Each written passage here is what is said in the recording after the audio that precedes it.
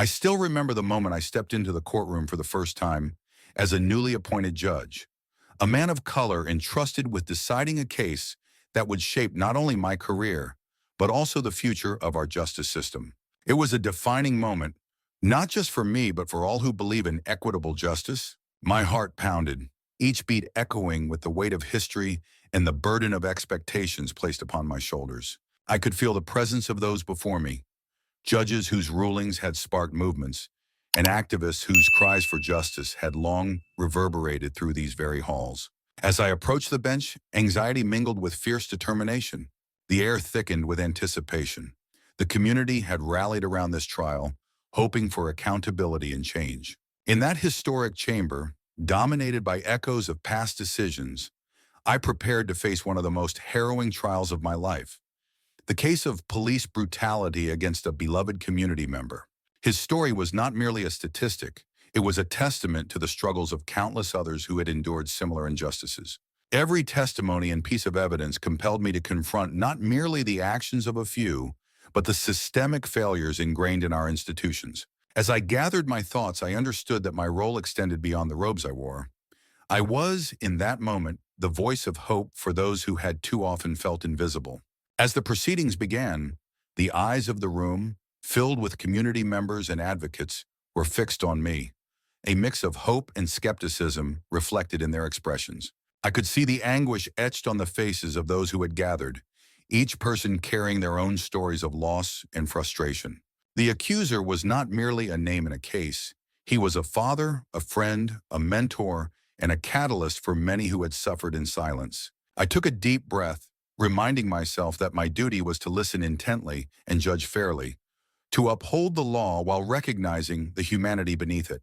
The trial unfolded in a whirlwind of testimonies, each one a powerful reminder of the realities faced by marginalized communities.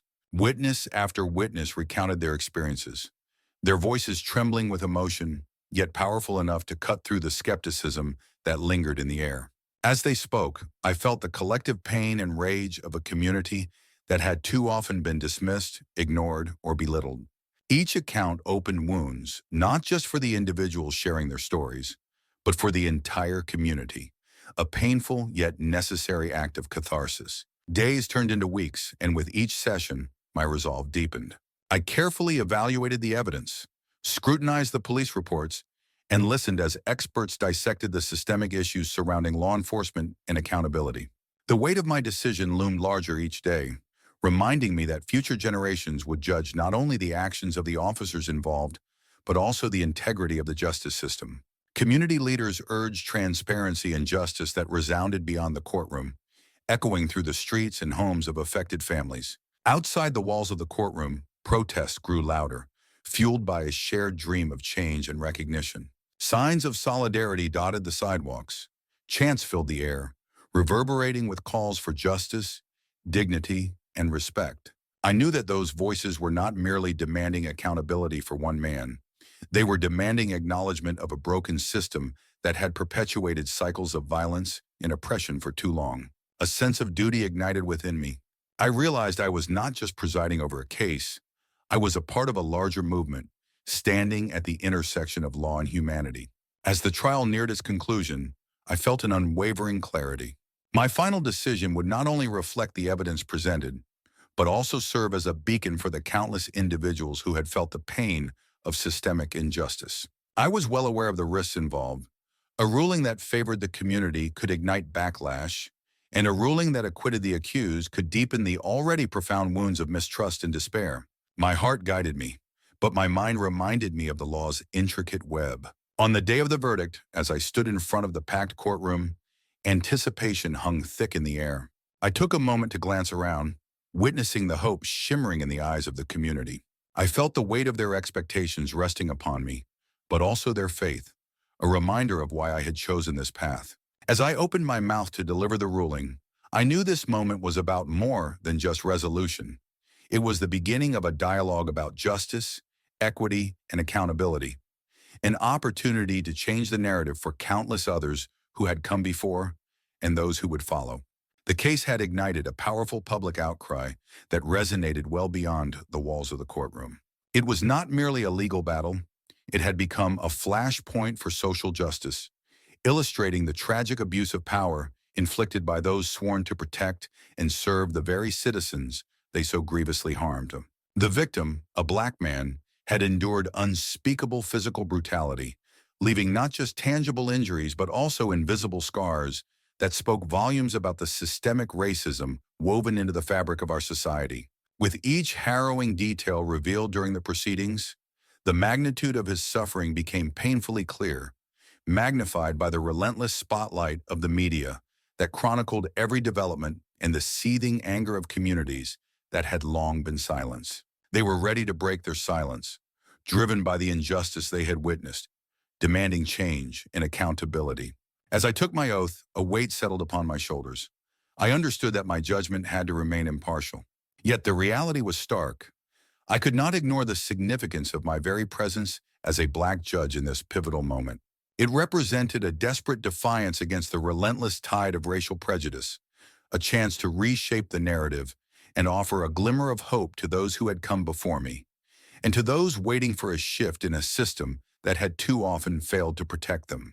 With the cacophony of protests outside the courthouse echoing in my ears, I settled into the weighty silence of the chamber, fully aware of the historical implications of this trial. Each day, as I reviewed the evidence and heard the testimonies, the urgency of the moment was palpable. The gallery was packed with advocates, friends, and family members who found both strength and solace in one another as the trial unfolded. They were a tapestry of voices, a coalition standing firm against a backdrop of grief and anger. The collective heartache born from generations of injustice rallying behind our shared conviction for a better future. As the proceedings progressed, both the prosecution and defense presented narratives that were strikingly polar and indicative of the rift in our society. Witness testimonies, laden with fear and resolve, painted a picture that was as vivid as it was heartbreaking.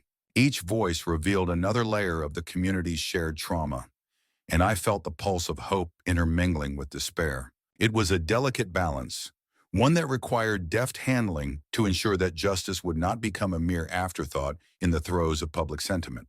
I realized that the mere act of listening was revolutionary in its own right. It was an affirmation of humanity, offering validation to those who had felt invisible for far too long. As the trial drew national attention, I also noticed the disparate reactions it incited, showcasing a nation grappling with its conscience.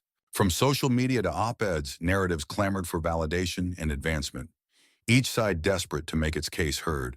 Yet amid the noise, there lay a crucial opportunity for dialogue, one that could bridge divides if approached with genuine intention. On the final day of testimonies, I was acutely aware that the weight of my next decision would reverberate far beyond the confines of the courtroom. With the verdict looming, I opted to address the onlookers, crafting a message that sought to acknowledge their pain and the journey that lay ahead. I spoke not just as a judge, but as a son, a brother, and a member of a community that had endured countless hardships. My words, while firm in their legal grounding, resonated with compassion, a call to recognize our shared humanity amidst a landscape so marred by division. Ultimately, when the time for deliberation came, the gravity of the decision settled heavily upon me. It wasn't just about the legal implications. It was about the lives entwined in this case and the wider implications for the community I represented. As I cast my deliberation into the depths of justice, I dreamt of a future where healing could begin, where broken trust could be rebuilt by honesty, accountability, and a relentless pursuit of equity in every corner of our justice system. Sitting high on the bench, I could feel the weight of every gaze in that courtroom, a silent yet intense scrutiny that seemed to envelop me. The air was thick with anticipation and tension, almost electric, as if the very act of justice was poised on a precipice. Some of the courtroom regulars watched with pity in their eyes, perhaps sensing the uphill battle I faced.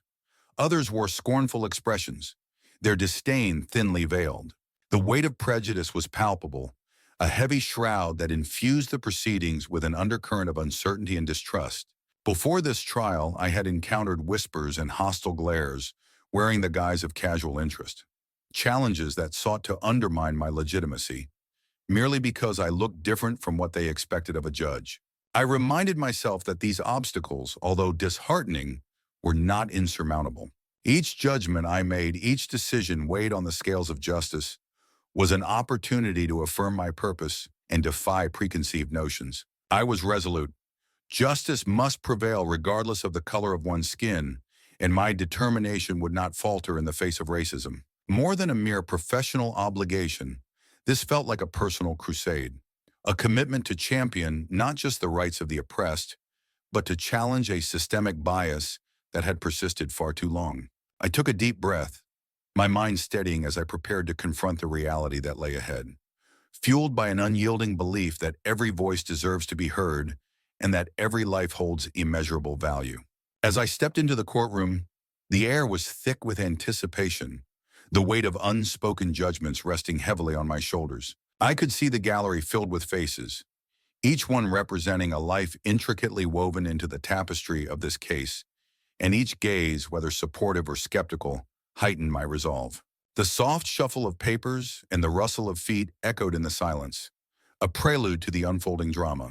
Today I was not merely a dispenser of the law, I was a beacon of hope for those who felt voiceless, caught in the snare of a flawed system.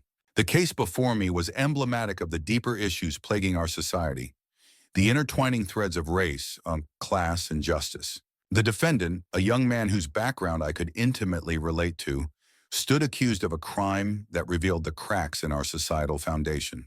I listened carefully to the arguments presented, each attorney painting their narratives with strokes of conviction, while I sought the truth behind the colorful facades. I was acutely aware that every decision I rendered could ripple far beyond the courtroom, but it was the human stories behind the legal jargon that compelled me to dig deeper. As the testimonies unfolded, I noted the stark realities faced by marginalized communities, voices silenced not just by circumstance, but by an indifference that permeated the halls of power. Each witness brought their truth, layered with pain and resilience, challenging my perceptions while simultaneously reinforcing the urgency of my role. My heart ached for them, yet I was also reminded of my responsibility to maintain impartiality. I had to balance empathy with objectivity, navigating the thin line that separated compassion from bias, while striving to honor the principles of justice that bind us all. In the midst of the proceedings, I reflected on my own journey. From a young girl who often felt trapped in a world that insisted on defining her by the color of her skin, I had evolved into a judge who refused to be a mere bystander. I had harnessed those formative experiences into strength, transforming adversities into fuel for my advocacy. Now, as I questioned the witnesses and dissected the evidence, I was reminded of why every case mattered. They were not just cases, they were lives, futures on the brink of being forever altered. As the day drew on, I realized that my position afforded me a unique platform, not just to adjudicate, but to educate, inspire, and provoke change. While I upheld the law, I also carried the lessons of history, understanding that the fight for justice was ongoing and that my presence in this role could itself serve as a powerful statement. By confronting biases and advocating for fairness, I was not only challenging injustice, but also illuminating a path for future generations. When the final gavel fell, marking the end of the trial, I felt a surge of mixed emotions. I had done my due diligence, navigated the complexities, and now I awaited the verdict. Regardless of its outcome, I was committed to sustaining the momentum of progress, knowing that though the road was long, I was not walking it alone. Each small victory laid a stronger foundation for a more equitable future, and I took solace in the belief that change was indeed possible, one judgment at a time. The first day of proceedings was charged with a frenzy of emotions, a palpable energy that crackled in the air like static before a storm. As I stood before the jury and began to recount the harrowing events of the confrontation that led to this landmark incident, I felt the weight of expectation upon my shoulders. With each word, I could sense the atmosphere in the courtroom shifting, a collective breath being held as my story unfolded. I narrated not only the tragedy of a poor man attacked by a rogue officer, but also illuminated the broader injustices perpetuated by an institution steeped in a culture of intimidation and systemic bias. This was not merely a case, it was a powerful narrative that resonated deeply with the community's pain, weaving together threads of grief, anger, and a desperate yearning for justice. I could see members of the public nodding in solemn solidarity, their faces reflecting the shared history of struggle and resilience against oppressive forces. Each nod felt like a silent agreement that the fight for equality was far from over. Yet amidst this sea of understanding, there were also those who sneered openly, their faces twisted with disdain and a belligerent disbelief at the notion that a person of color could ever dispense justice with impartiality. It was a stark reminder of the deeply ingrained prejudices that still plagued our society. The dichotomy of support and hostility left me grappling with the complexities of my role in this unfolding drama, as I recognized that the fight was not just for the man whose rights had been violated, but for the very integrity of the justice system itself. As the days progressed, the courtroom transformed into a stage where the tensions of society were laid bare. Witnesses took the stand, one after another, their testimonies adding layers of complexity to the narrative already established. Each account painted a more vivid picture of the fateful encounter, revealing not just the brutality of the act, but the multitude of systemic failures leading up to that moment. I watched as a young woman, visibly shaken, recounted her experience of witnessing the altercation from her car. Her voice trembled as she recalled the screams and the shocking sight of power being wielded mercilessly against a defenseless individual. The stark reality of her recollections sent shudders through the audience, punctuating the need for accountability and change. The prosecution made its case diligently, weaving together evidence that included video footage, police reports, and expert testimonies from civil rights activists. Each piece of evidence acted as a thread pulled from a tapestry of injustice, revealing the stark contrast between the ideals of law enforcement and the actions of those wearing the badge. I sensed a growing determination among the audience, their collective pulse quickening in response to the information being presented. It was as if the room itself was beginning to breathe louder with the anticipation of revelation and reckoning. However, on the opposing side, the defense launched a fierce counterattack. They painted a picture of fear and unpredictability, arguing that the officer acted in self-defense, cleverly twisting the narrative to depict the victim as a threat. Their strategy was chilling and effective, causing ripples of discomfort throughout the room. I could feel the air thicken with tension as the defenders of the status quo clung to their biases, using them as shields against the uncomfortable truths being exposed. It was a reminder that within this moment of potential transformation, the grip of ignorance still sought to undermine progress. As I prepared for my own rebuttal, I drew on the strength of those who had come before me, civil rights leaders, activists, and countless others who had fought the same battles. I steadied myself, knowing that the stakes transcended this case alone.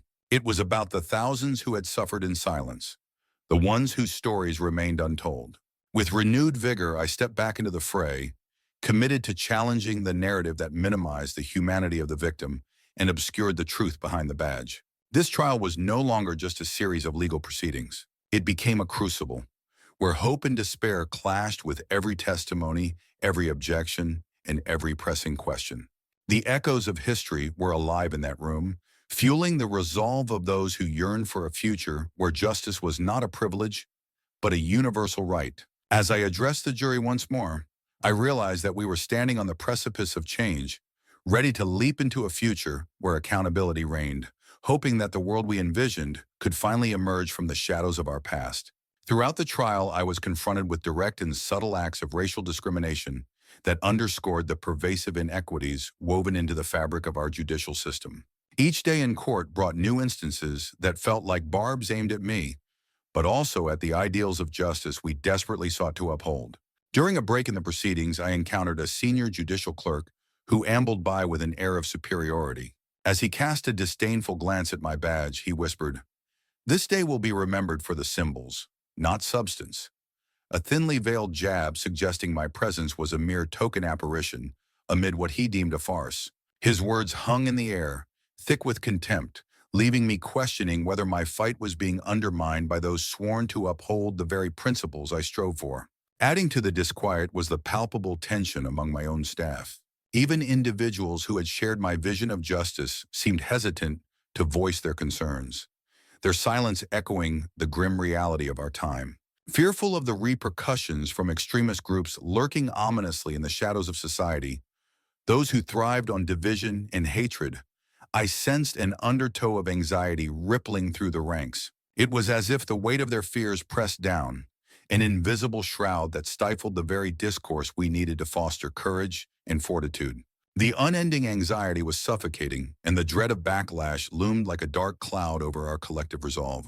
Later that day, as I left the courtroom, a chill ran down my spine when I discovered a threatening note slipped under my door. Its presence was sinister, a stark reminder of the stakes involved in this struggle for justice. The message was clear. I was under scrutiny, and my decisions were scrutinized, with ominous implications that stretched far beyond the confines of the courtroom. The menacing words etched on that paper were a grim foreshadowing of the societal fractures we were attempting to heal. As I stood there clutching the note in my hand, I steeled myself for the battle ahead, knowing that every move I made would ripple into a reality where accountability and justice would either flourish or fall victim to the darkness interwoven within our society.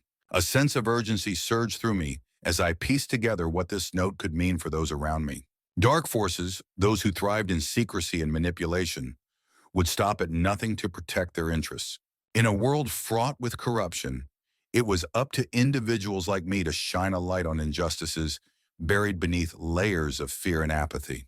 I knew my resolve would be tested, and I expected resistance not only from institutional adversaries, but possibly from friends and allies who might waver in the face of intimidation. The following morning, I gathered evidence to support the cases I intended to press forward with, aware that each file I rifled through could be the key to unlocking a deeper truth. I consulted with fellow advocates and legal experts, building a network of support, sharing my concerns, and pooling our resources.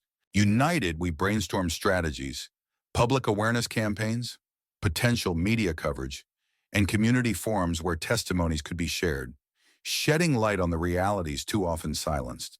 But I remained acutely aware of the lurking peril. As news of my efforts began to spread, so did whispers of discontent. I started to receive cryptic phone calls and unmarked packages delivered to my office, reminders of the risks that came with dissenting against a power dynamic that had thrived unchallenged for too long. My determination, however, remained unshaken. With every step I took toward justice, I felt a dual sense of vulnerability and empowerment. Confronted with these threats, there was a fire igniting within me, a call to action that refused to be subdued. I knew I needed to push forward to not only protect my work, but also the lives of those who could be impacted by the ripple effects of a corrupt system. I engaged with community leaders, igniting conversations about rights and resources, moving us from the shadows of fear to the light of collective strength. I prepared for the upcoming rallies, crafting speeches that would rally our community and confront the injustices head-on. The theme was clear. Together we were formidable, and we would not be silenced. The memory of that note lingered, but it transformed from a mere threat into a motivator, a reminder that our quest for justice was worth every ounce of courage we could muster. In the depths of adversity, we would rise, united for the cause that ultimately sought to restore dignity and truth to those who had been denied both for far too long. The evidence presented was exhaustive and, at times, overwhelmingly visceral. Bleak images of a brutally injured victim that seemed to sear themselves into the collective memory of all present. Each photograph served as a stark reminder of the consequences of unchecked power, evoking palpable gasps from the gallery.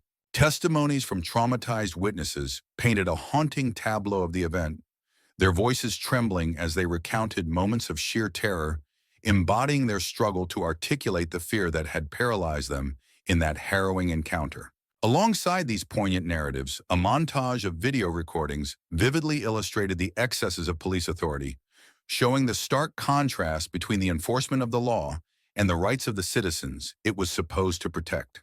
The prosecution, comprising seasoned attorneys fervently committed to the cause of justice, meticulously laid out a narrative that was not only damning, but also galvanizing, each argument crafted to awaken a deep sense of righteous indignation among those in attendance. Within minutes, the room was filled with murmurs of anger and relief. The energy was palpable, as if a collective conscience were awakening. Yet as the presiding judge, I felt the weight of my responsibility keenly. I reminded myself that while the empathetic rage for the victim and the community was an essential part of this trial, it could not cloud my judgment. My duty was to weigh the facts with unyielding fairness, ensuring that justice would prevail not through bias or emotional upheaval, but through a scrupulous examination of the evidence laid before me. As the trial progressed, the defense team took to the floor, their arguments meticulously crafted to discredit the prosecution's claims. They painted a picture of chaos, asserting that the officers involved had acted within the bounds of justified response, grappling with a volatile situation that spiraled beyond their control. They meticulously dissected each piece of evidence, attempting to sow doubt, questioning the authenticity of the images and the credibility of the witnesses. This strategic counteroffensive garnered a momentary shift in the atmosphere. The audience's anger riveted to skepticism as notions of culpability hung in the air like a dense fog. Yet, even amidst the defense's eloquence, I could see the discomfort etched across the faces of those who had come forward to testify.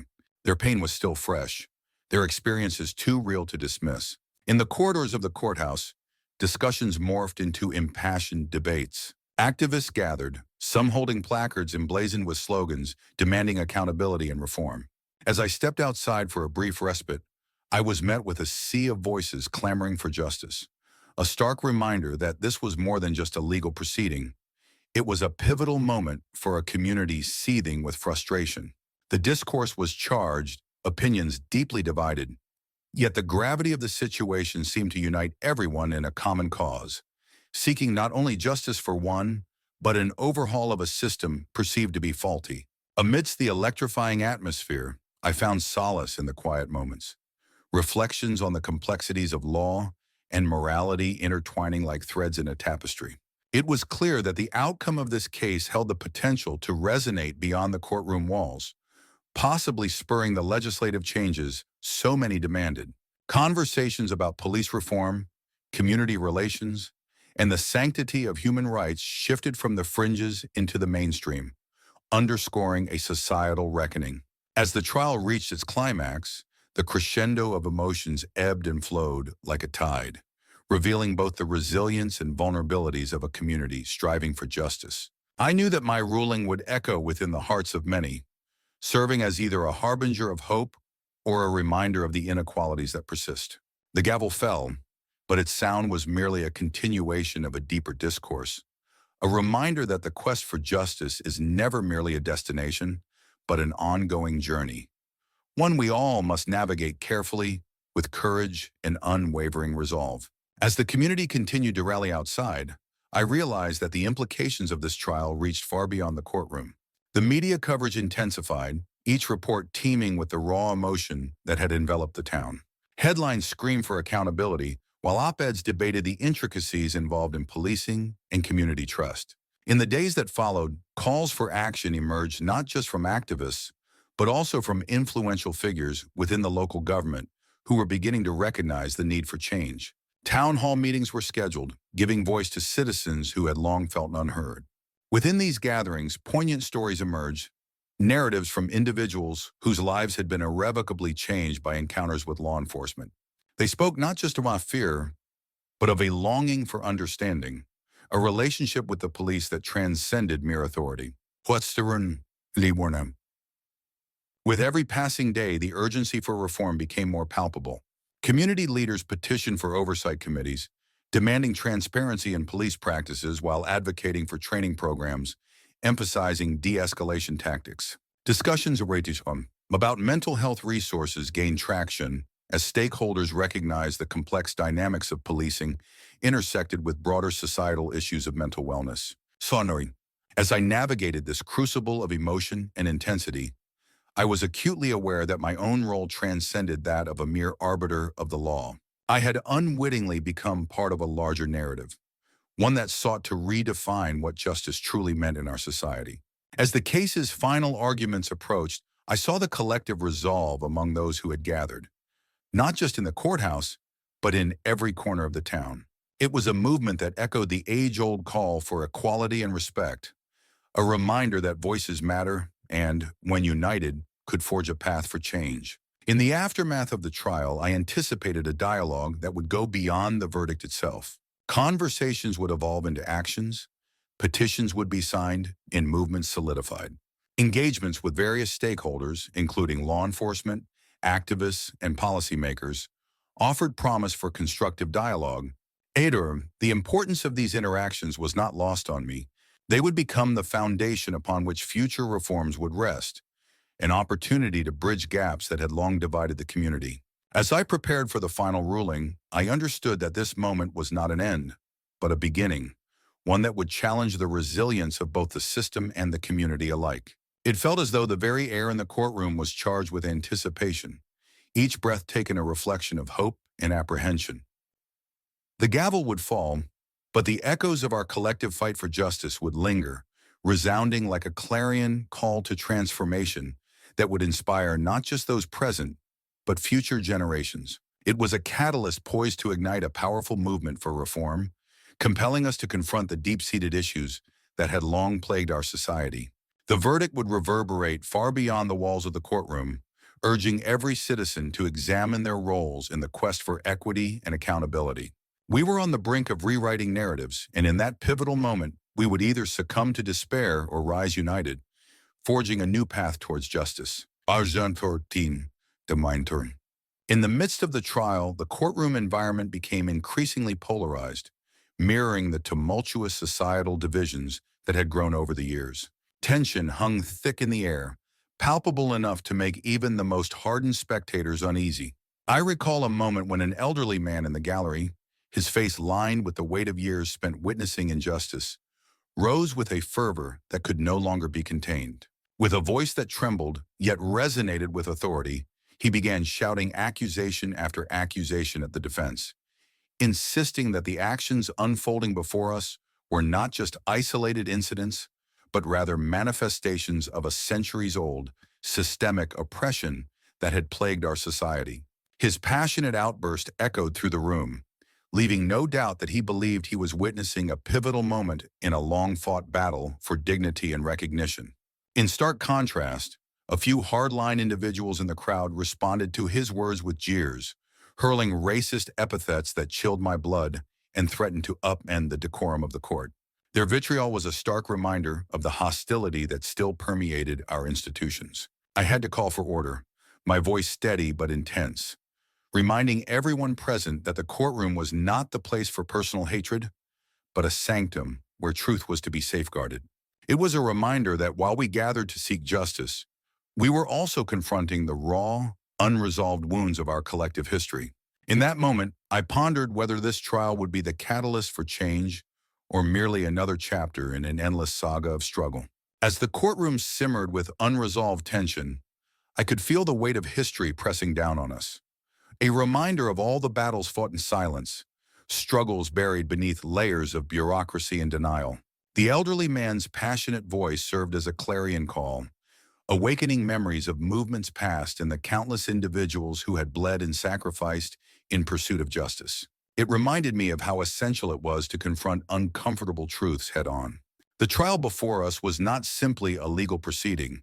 It had become a symbol of a much larger narrative, one that captured the hopes, fears, and aspirations of entire generations. In the following days, the courtroom would continue to witness similar tidal waves of emotion. Each session drew more members of the community, a cross-section of society that included both supporters and detractors, eager to voice their opinions and share their stories. We found ourselves in an environment that was less about the individuals on trial and more about the broader implications of their actions, how they reflected deeply rooted societal injustices that could no longer be ignored. I often found solace during the recesses, leaning against the cold marble columns of the courthouse, reflecting on the faces of those who filled the seats.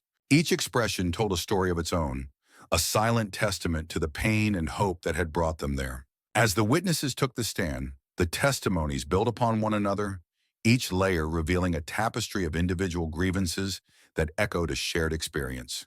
Former activists recounted their struggles with police brutality, while members of marginalized communities described the pervasive climate of fear they navigated daily. Their accounts wove a narrative too powerful to dismiss, resonating in the very bones of the establishment that had long stood unmoved by cries for equality. In those moments of vulnerability and courage, the image of the elderly man swelled in my mind. His spirit embodied the collective cry for recognition and change. Amidst the heartfelt testimonies, I also observed the reactions of the defense, a strategic mix of dismissal and counter-arguments aimed at reinforcing long-held prejudices. They floundered, struggling to discredit the narratives shared with the same fervor that had propelled those voices into the spotlight. It was a reminder that confronting these truths would not be easy. The path toward justice often ran parallel with resistance. Yet my resolve strengthened with each passing day in this increasingly precarious environment. Outside the courtroom, protests swelled in numbers, the public galvanized by the proceedings. Social media buzzed with hashtags that could drown out even the most powerful voices of criticism. Every day, the calls for justice rang louder, invigorated by the testimonies that spilled from within those walls.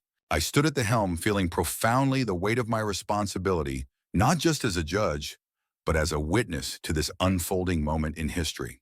Would we seize this opportunity to redefine justice, or would we allow the cycle of despair to continue, buried under centuries of indifference? In the depth of that contemplation, I understood that the outcome of this trial extended far beyond the verdict. It would resonate through time, shaping the future of our society. The stakes were impossibly high, but so was the potential for profound change.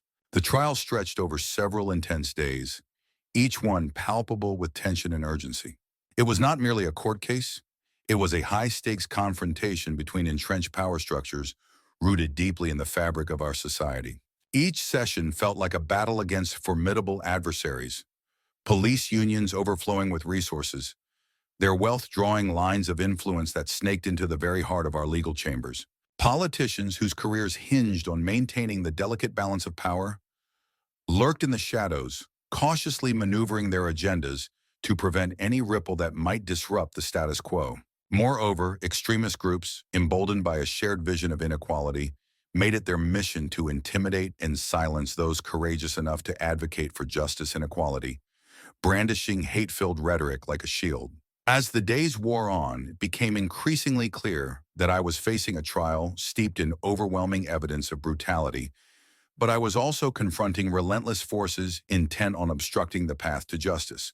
They had woven a web of deceit and intimidation that threatened to stifle any semblance of truth, pushing back against all who dared to challenge their narrative. The realization weighed heavy on my shoulders. This was not just a courtroom drama, it was a larger struggle against a societal framework that often devalued the lives of the marginalized. As each witness took the stand, I felt the burden of their stories, a tapestry of pain, resilience, and hope woven together by those who had endured the injustices I sought to rectify. With every testimony, it became not merely my obligation, but my solemn duty to ensure that their voices would not be drowned out by the cacophony of power that surrounded us. Each person who stepped forward shared their accounts with a mixture of fear and fierce determination, their voices sometimes trembling but always resolute.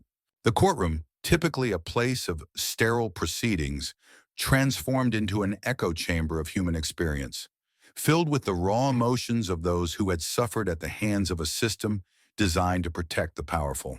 Here, the air was thick with stories of brutality, nights spent in fear, families shattered by violence, and dreams dashed against the harshness of injustice. I recognize that for many, this trial was their last stand, a chance to reclaim humanity and dignity, wresting control from those who sought to wield it with no regard for the consequences. As I reviewed the evidence, the layers of manipulation and cover-ups became glaringly apparent.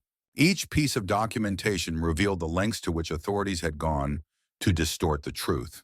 Evidence altered, witnesses intimidated, and crucial details suppressed. It was a meticulously crafted facade, one that sought to vilify the victims while exalting those who perpetuated their suffering. The more I uncovered, the more I felt the fire of resolve ignite within me. This was not just my battle. It was a collective reckoning for every individual who had ever stood at the mercy of a system that so often failed them. In one particularly harrowing day, as the defense attempted to shift the blame onto the victim's alleged provocations, I felt the full weight of being a black judge in an environment that thrived on subtle disguises of impartiality while perpetuating overt racism. The air was thick with tension. Every word seemed to hang heavy, reverberating with the ghosts of those who had come before me, judges, lawyers, and victims who had faced similar battles, grappling with an injustice that was all too familiar. My heart raced as I listened to the defense trot out their insidious arguments, designed not just to absolve their client, but to cast a shadow upon the character of a life lost too soon. Yet amidst the venomous words echoing in the courtroom, I steeled myself, drawing strength from the legacy of those who had fought against the very biases I encountered. I chastised their desperate attempts at deflecting accountability, refusing to let their tactics erode the sanctity of the proceedings. I reminded everyone that our nation's promise of equality under the law was not a myth, but a principle worth fighting for, even in the face of overwhelming adversity. With conviction in my voice, I articulated that the scales of justice must not tip based on race, wealth, or social status. Every individual deserved a voice, and it was my duty to ensure that this fundamental right was upheld. The struggle was not just mine. It belonged to every human being who had ever dared to dream of a just society, and I stood resolutely at the helm, prepared to advocate for the values entwined in the very fabric of our democracy. As the trial unfolded, I could sense the unease ripple through the audience. There were supporters of the victim, faces etched with grief and anger, juxtaposed against the calm demeanor of the defendant's family, who seemed to dismiss the proceedings as little more than an inconvenience. Their disconnection from the reality of the pain inflicted weighed heavily on my conscience. Yet I remained firm in my resolve to shepherd the truth to the surface. Each witness, every piece of evidence presented, was a puzzle piece in a larger narrative that begged to be told, a narrative that reflected the systemic inequities embedded within our justice system. I glanced at the jury, their expressions an intricate tapestry of uncertainty and concern, perhaps reflecting their own preconceptions and biases. Each time the defense sought to shift the narrative, I fought to engage the jury's sense of empathy, reminding them that the heart of this case was not just about alleged provocations or claims of self-defense. It was about a life extinguished, families shattered, and a community left to grapple with the aftermath of violence masked as justification. The thought ignited a fire within me. I challenged the jury to look beyond the superficial, to peel back layers of social conditioning that cloud their judgment. In the quiet moments between testimonies, I reflected on what it meant to sit in this position of power. The chambers where justice was meted out had seen countless battles before me. My predecessors had forged pathways through which I now traveled, armed with their lessons and scars. I was acutely aware of the spotlight cast upon me, not just by the public, but by history itself. My decisions would ripple through time, influencing future generations of judges and the very fabric of our legal system. I understood the importance of transparency and integrity, and I made it my mission to uphold both, regardless of the turbulent currents surrounding me. As I prepared to deliver my closing statements, I felt a surge of adrenaline coursing through my veins. The room fell silent, the anticipation palpable. It was time to confront the ghosts of the past, to stand resolute against those who would rather keep them buried. I addressed the jury with sincerity, invoking not only the basic tenets of law, but the very essence of humanity that binds us all. I implored them to consider what we owe to one another as a society, not simply as strangers, but as members of a collective that bears the marks of our shared history. Justice is not merely a legal obligation, it is a profound responsibility we hold toward each other. With each word, I sought to inspire a profound sense of accountability, urging them to return a verdict that resonated with truth rather than fear. As I concluded, I could feel the collective breath of the courtroom, a moment suspended in time, ready to exhale the verdict that could change lives forever. It was a moment I had prepared for my entire career, a culmination of experiences and aspirations colliding into a single decisive act. Whatever the outcome, I knew I had fought for something greater than myself, and in doing so, I upheld the legacy of those who came before me, pushing the boundaries of justice forward, one case at a time. Every afternoon after the courtroom doors closed, I would retreat into my study, a tranquil sanctuary that stood in stark contrast to the chaos I faced daily. The room was not just filled with law books stacked methodically on wooden shelves, but also adorned with personal mementos, photographs capturing the smiles of colleagues who had become like family, framed letters of appreciation from clients whose lives had been positively transformed, and even a few hard-won awards that served as reminders of the battles I had fought. Each object held a story, a lesson learned, and a testament to the sacrifices made along the way. As I contemplated this decision, I could hear the distant rumble of thunder, a fitting backdrop to the tempest swirling within me. Each droplet of rain that fell against the window seemed to echo my heartbeat, a rhythmic reminder of the urgency of the moment. I leaned back in my chair, closing my eyes briefly, allowing the sounds of the storm to wash over me, grounding me in the present.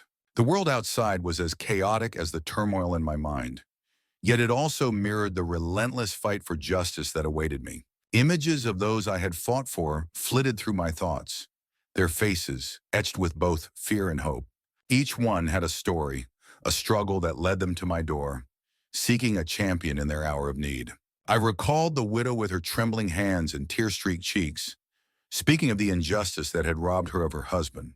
Her pain had ignited a fire within me, one that burned even brighter now. I had made promises, not just to them, but to myself. Promises that the fight for justice would not go silent under the weight of fear. My fingers danced lightly on the leather armrests as I formulated a plan. I needed to gather evidence, to compile the accounts of others who had suffered similarly, to build a foundation upon which I could stand. Strategy was a crucial element of my mission. I envisioned the press conference, the way my voice would rise and fall, weaving a narrative that could not be ignored. The thought of it sent a surge of adrenaline through my veins. I would not allow myself to remain a shadow. I would step into the light, even if it meant casting a target on my back. With a renewed sense of purpose, I reached for my notebook, the pages filled with ideas, sketches of potential allies, and notes from interviews I had conducted. It seemed small, just ink on paper. Yet within those pages lay the power to incite change, to rally those who may still be lurking in the shadows, too afraid to speak out. I knew I had to connect with others, find those who shared my resolve. The fight for justice could not be born alone. It demanded a chorus of voices, a symphony echoing loud enough to breach the silence with which the world often responded. As I scribbled down names, numbers, and strategies, I felt the weight of hope lacing my thoughts. I was not just fighting for the past. I was working towards a future where such injustices would be less frequent, where the oppressed would no longer feel they had to suffer in silence. Determined and invigorated, I stood up, pacing the room as I envisioned the steps ahead. Each one was a step toward a reckoning that the system could no longer overlook. The tempest outside continued to echo my resolve, and I finally understood. It was time to unleash the storm of justice I had long kept at bay. The tension reached its peak when, during the final phase of deliberations, an aggressive representative from a white supremacist group brazenly confronted me, threatening not only my reputation, but my very life. His words dripped with malice, a venomous reminder of the danger that lurked not just in shadows, but in plain sight. He declared with a chilling confidence that my decision would inevitably plunge our community into chaos, suggesting that the real law, steeped in archaic prejudices and systemic inequities, demanded an entirely different verdict. The message was inescapably clear. My ruling would serve as a pivotal junction, determining not just the fate of the accused, but potentially signaling a profound shift in our society's moral compass, one either veering towards long-awaited justice or slipping into the treacherous abyss of hatred and division. In that moment, I felt the weight of history pressing upon my shoulders, compelling me to remember that I stood alone against an ideology seeking to dismantle the very foundation of our democracy. The air crackled with tension as I realized that this confrontation was no longer simply about a verdict. It was a battle for the heart of a society desperately needing to confront its darkest impulses.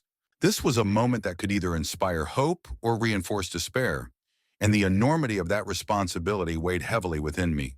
I took a deep breath, feeling the crisp fabric of my robe against my skin, a symbol of the office I held and perhaps a faint reminder of the ideals it represented. As the representative continued, his voice carrying an alarming level of fervor, I could see others in the room, faces etched with concern, fear, and some with unyielding support. Each person present became a reflection of the broader community, their hopes and fears tethered to my decision. It was then that I realized that justice has never been a solitary endeavor. It is a collective attempt to rise above the fractiousness that threatens to consume us. With newfound resolve, I envisioned a future shaped not by threats or intimidation, but by unity and understanding. I remembered the countless conversations I had facilitated, each telling a story of resilience in the face of adversity. The single mother who had fought tirelessly to build a future for her children, the immigrant who had bravely carved a space in a foreign land, and the young activists who belied their age with an unwavering commitment to equity. Their stories intertwined, crafting a narrative of hope that defied the hate being thrown at me. I chose to respond directly to the man's challenge, my voice steady and unwavering as I declared, "The true law is one that seeks equality for all, that recognizes the humanity in each individual, regardless of their race, creed, or background. We are not merely standing on the precipice of a decision, we are defining the legacy we leave behind." With each word, I felt the charged atmosphere shift, tension giving way to determination among those who yearned for change. In that moment, the fearful whispers of chaos transformed into calls for justice and solidarity. People began murmuring amongst themselves, and I could discern a shift, a shared understanding that transcended our differences.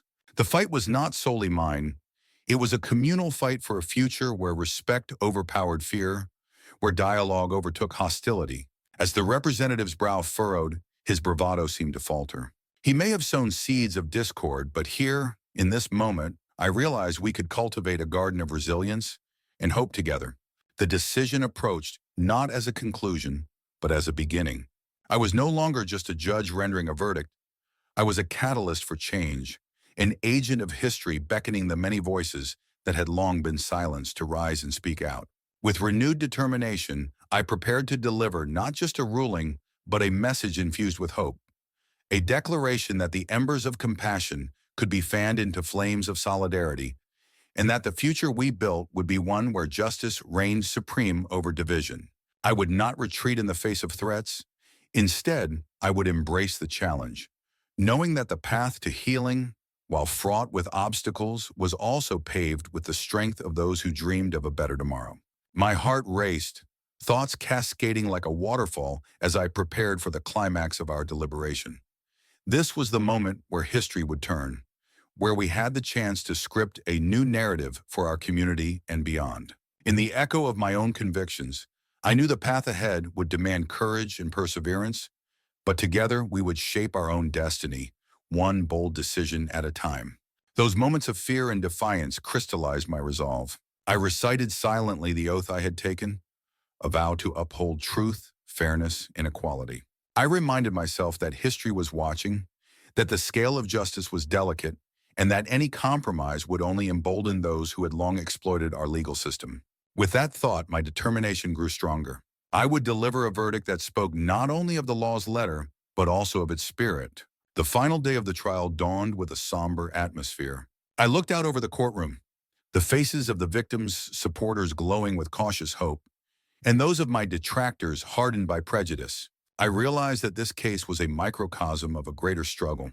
I began my final address by acknowledging the gravity of the moment, a watershed instance in our nation's history where the voice of justice could redefine the relationship between the state and its citizens. I recounted the emotional testimonies, the irrefutable evidence, and the painful legacy of discrimination that had motivated this trial. I then issued a clear, unwavering statement. Today I stand not only as a judge tasked with rendering a decision, but as a guardian of justice, equality, and human dignity. Our system must serve all, regardless of the color of their skin, their creed, or their background. Let this be the day where we honor the fundamental rights of every individual. My ruling was meticulously reasoned, yet passionately delivered. I determined that those responsible for the gross abuse of power and the subsequent cover-up of police brutality would be held accountable. The sentence was severe, not only as punishment but also as a deterrent, a beacon for legal reforms that would combat racial bias in law enforcement and judicial processes. The immediate ripple effect of the verdict prompted public reactions, diverse in tone yet united in their call for a more just society. In the ensuing weeks, despite continued threats and vehement condemnations from extremist groups who felt their grip on power was being challenged, I saw sparks of change illuminating the dark corners of our society. Legal reforms began to take shape, ignited by the resolve of everyday citizens and advocates who were determined to dismantle the deep-rooted systems of racial discrimination that had persisted for far too long. As policymakers engaged with the community, new safeguards were crafted to fortify the walls of justice against bias, ensuring that those who served to protect were held to a higher standard of accountability. Advocacy groups, emboldened by the landmark verdict and galvanizing public support, amplified their calls for comprehensive reform in policing practices nationwide. They organized rallies and forums, fostering dialogues that spanned across neighborhoods and demographics, creating a tapestry of voices demanding change. I received an outpouring of letters of gratitude from people across the country. Some were parents sharing how they felt a renewed sense of hope for their children's futures, while others were individuals who had long felt excluded from the justice system.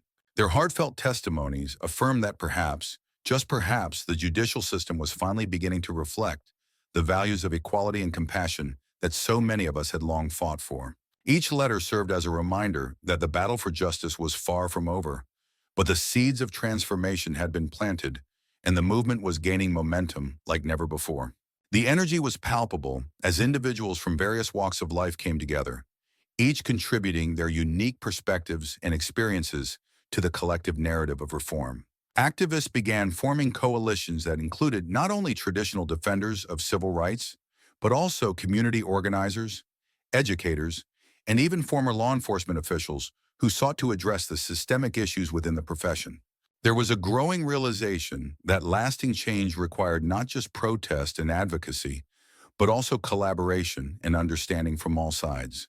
Workshops emerged where participants shared visions for the future of policing, discussions on mental health training for officers, community strategies emphasizing collaboration over confrontation, and the importance of transparency and accountability. Voices that had once been silenced due to fear or mistrust began to speak up, sharing encounters with police while expressing hopes for a new era of law enforcement, prioritizing community well-being. Social media became a powerful tool in this movement, allowing grassroots initiatives to gain visibility and attract allies nationwide. Hashtags like Justice for All and Reform Now trended as citizens shared their stories, creating a digital tapestry of shared experiences and aspirations. As the momentum grew, community leaders established partnerships with local governments, advocating for policy changes that reflected the voices of those they represented.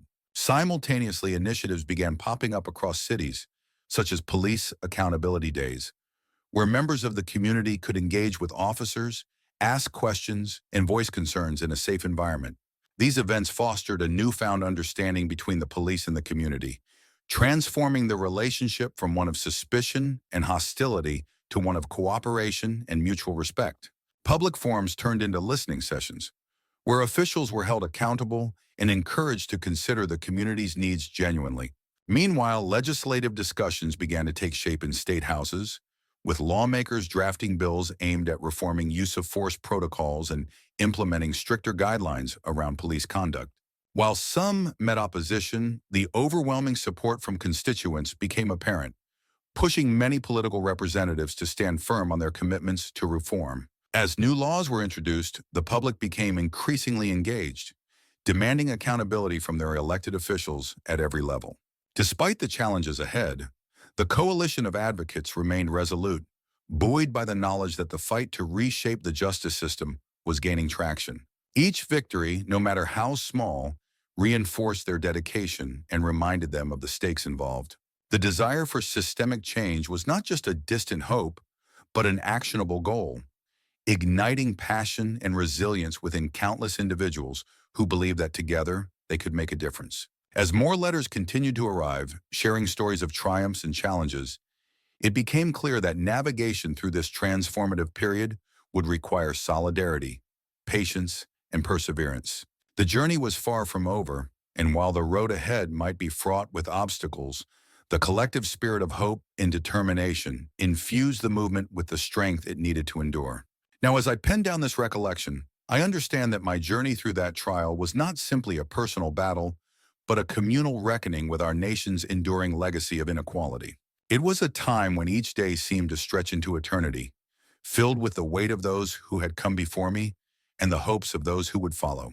The threatening words of hate and the bitter stares I encountered were not in vain. They served as catalysts, igniting a fire within a movement that refuses to accept complacency in the face of injustice. Each confrontation brought with it a reminder that silence is complicity, and that our voices collectively possess the power to disrupt the status quo. I stand here as a living testament to the possibility that even in the darkest chambers of prejudice, where hope often seems a distant flame, justice and equality can prevail if we remain steadfast in our unwavering pursuit of truth. It is this relentless spirit that will continue to guide us, illuminating the path forward as we confront the shadows of our past. As I reflect on those turbulent times, I am reminded of the countless faces that stood alongside me, each carrying their own burdens, yet united in purpose. We organized vigils, rallies, and discussions that echoed through the streets, transforming our communities into battlegrounds of ideas, passion, and resilience. With every chant and every sign held high, we forged connections that transcended race, class, and background. That unity was our strength. It propelled us to face the inevitable backlash with resolve, reminding us that our struggle was not isolated, but a continuation of a centuries-long fight for dignity and respect. Isse wernen in worry arn mebenim, muster wern ni. We wove together stories of pain and triumph, crafting a tapestry rich with the nuances of our experiences. Elders shared tales of their struggles, and the younger generation infused the movement with fresh perspectives and technological prowess. Social media became our ally, amplifying our messages far beyond the confines of our local spaces, reaching those who had previously felt unheard. The digital landscape served as both a megaphone and a refuge, where solidarity could flourish in the comments and shares of our posts. Nanminenum, to Krewinamwan, to Nanersandawarana Wandamawan. But amidst the noise, we also faced moments of doubt. Questions lingered in the air. Would our efforts truly lead to change? Could we break the chains of systemic oppression? We grappled with these uncertainties even as we pressed forward, propelled by the belief that transformation, however slow, was within our grasp. Isariwentuman. Tanindoanamoin aminiwanan. As we continued to push boundaries, we also learned to celebrate our small victories. The policy changes, the conversations sparked, and the hearts that opened. Every step forward inspired further action, turning our movement into a living organism, constantly evolving and adapting to the needs of the moment. And each setback became fuel for our fire. We learned to rise from defeat with renewed vigor, asserting that what we sought was not only just for ourselves, but essential for the fabric of our entire society.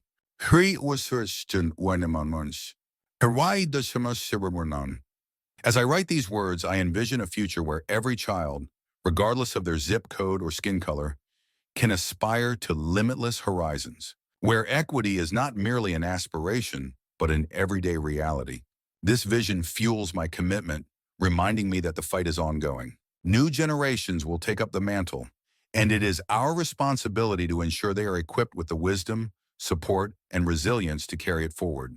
Our journey may be arduous, but the promise of justice and the dream of equality propel us onward, an unyielding march toward a brighter tomorrow.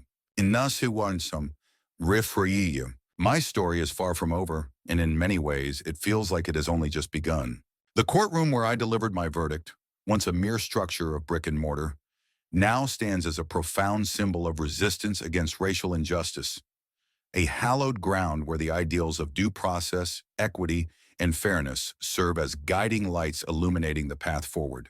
Within those walls, voices have risen in defiance, echoing the hearts of countless individuals who have faced discrimination, aspirations denied, and dignity stripped away.